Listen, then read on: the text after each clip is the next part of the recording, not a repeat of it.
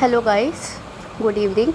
So this is my second video for Ignou 2025 Zoology examination. So today I have come up with the next set of questions which are very much important for 18 June 2025, which is MZO001 examination. So now let's begin because we don't have much time now. So let's start with the second question. Briefly discuss the structure of the intermediate filament. So in the first video we have studied about the intermediate filament. Intermediate filament is basically present in the cytoskeleton component. It is basically a type of cytoskeletal component that provides mechanical support and stability to the cell, because of which the cells are stable, and they are made up of fibrous protein that forms a network throughout the cytoplasm. That means they are present throughout the cytoplasm, and that is why the cells have some rigid structure. That's why they are more flexible and steadily they are attached somewhere. For example, you can take the example of your bone cell or the muscle cell, which has some support and stability. Then the structure of intermediate filament consists of long, coiled and rope-like protein subunits. Then the subunit typically assemble into the dimers. These subunits are present in the dimer form. Dimers means two form, which then align in a staggered fashion to form the tetramers and further associate to create a polymerized filament. An example of the intermediate filament include the keratins and the neurofilaments. The keratin, which is mainly, you have seen the advertisement of the shampoo, that means the keratin is present, it makes our hair more silky and smooth, that kind of keratin. Keratin basically make the substance supportive stability and make it stronger. Then the neurofilament is basically the filament which helps in support and stability of the neurons of our cell. Then the structure of intermediate filament.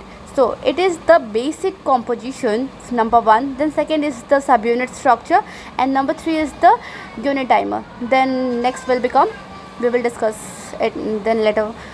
Now first, the basic composition. It is the intermediate filament are composed of fibrous protein, which are primarily made up of elongated coil polypeptide chains. That means so many polypeptide means so many peptide chains are in the coil fashion. For example, we can see the chain which we wear, that like this only the beads are arranged, like that only the polypeptide chains are coiled in that manner. This is the basic composition of intermediate filament. Then the subunit structure is, the subunit is a dimer formed by two monomers of protein. Then this dimer further associate to form a tetramer.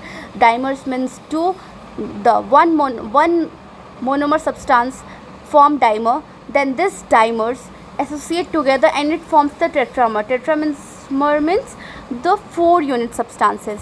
Then what is dimer or the diameter? Intermediate filament have a diameter of about 10 nanometer, okay, which is intermediate between microfilament, that is 7 nanometer, and the microtubules of the approximately 25 nanometer. Now this is the structure of intermediate filament. This is the single stranded monomer. Then when these monomers are combined, then here you can see on the left side there is the N prime, and in the right strand there is C prime. Then when the two monomers are attached together, they are coiled together, it forms the dimer, and when these two dimers are together, it forms the tetramer.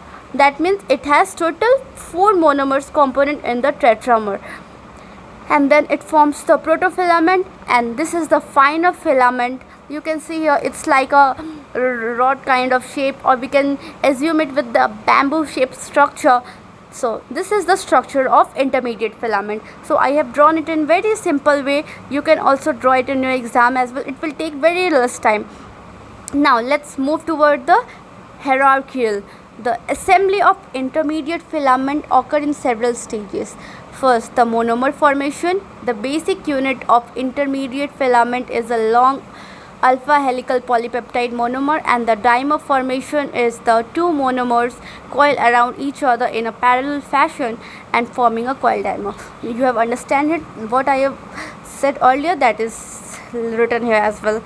Now let's move toward the fifth and the sixth point, which is the properties of intermediate filament.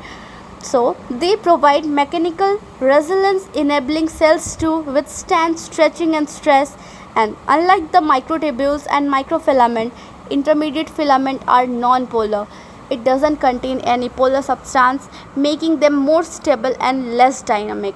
It will move less and it will be more stable, intermediate filament. Then lastly, the biological importance. So the intermediate filament helps cells resist mechanical stress and prevent rupture, that is cell integrity and tissue specific function.